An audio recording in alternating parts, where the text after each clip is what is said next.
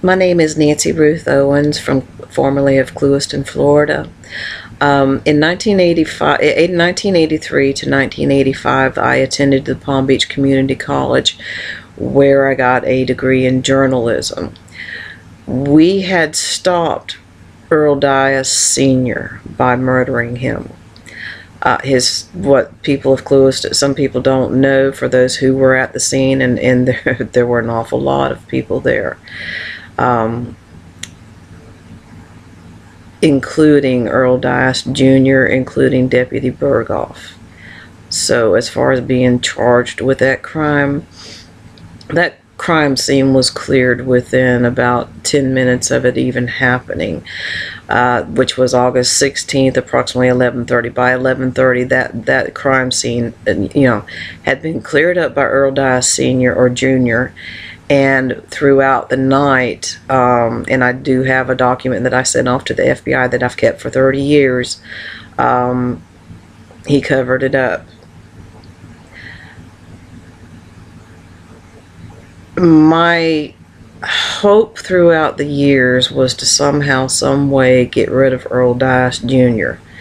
The problem for me was Florida State Attorney D'Alessandro knew that I had been involved with Earl Dias Sr.'s murder, and he issued an ultimatum to me and to Earl Dias Jr. that if anything happened to Jr., I'd be the first one he came to look at. If anything happened to me,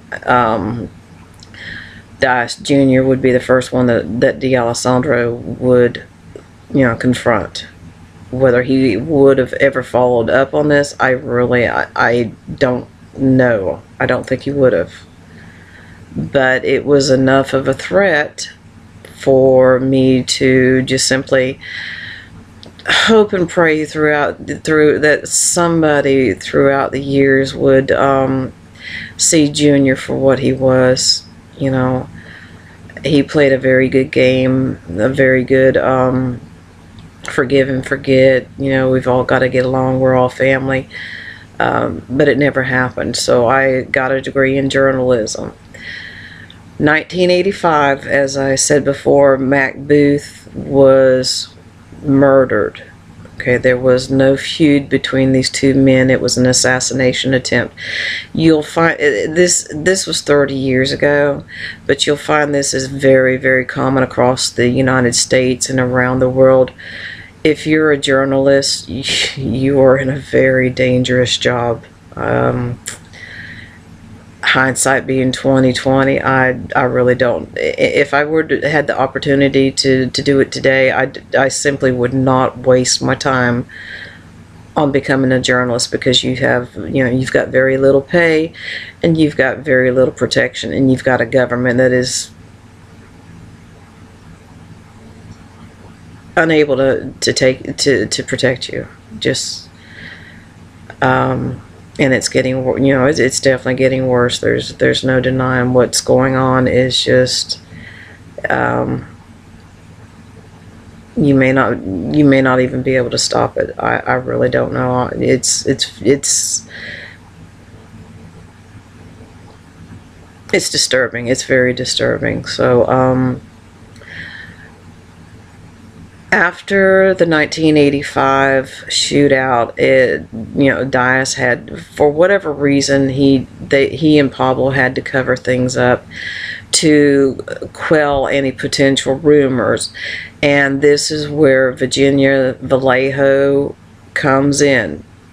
She doesn't come in until, I think by her own words, 1986.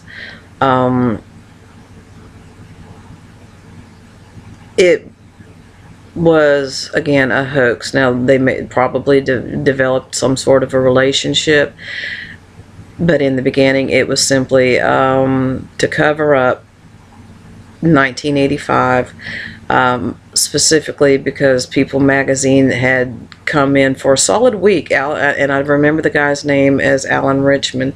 They came in for a solid week and conducted an investigation, and there were deep concerns that Earl Dias Jr. and the rest of them would be exposed. So that relationship in the beginning was nothing more than a hoax. Where it went from there, I don't know. But she was not an early member, to the best of my knowledge, of the Medellin cartel. She might have been, but I don't ever recall her seeing her in the early 80s up to 85. I don't recall ever seeing her